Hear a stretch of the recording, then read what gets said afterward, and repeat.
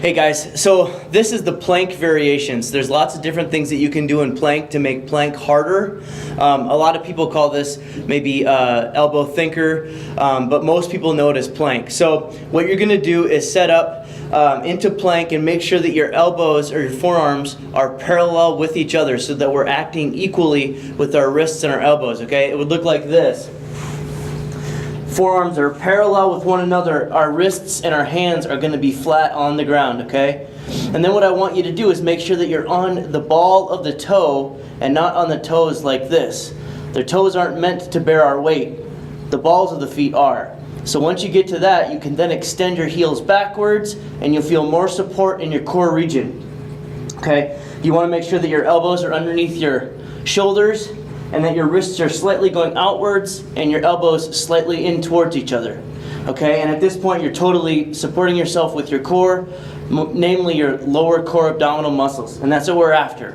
When you can hold this, okay, for 1 minute, 3 different sets. So you hold for 1 minute, maybe you take 1 minute off, and then you hold for 1 more minute, then you can go on to the next variation.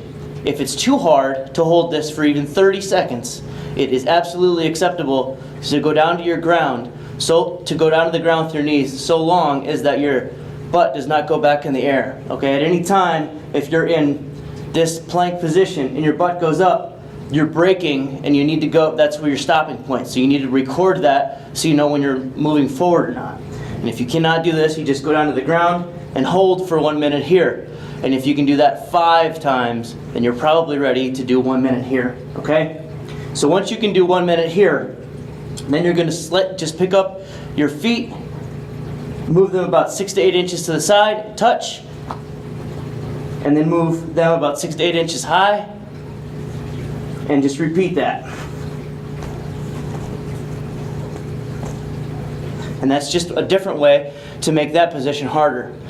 And then once you can do that for maybe 30 to 40 repetitions, or doing that for about a minute, for 3 or 4 repetitions, so that'd be 4 minutes of work doing that leg moving plank exercise, then you can start walking laterally. So you'd walk to your side, okay? And you do that by moving the left leg and the right hand at the same time.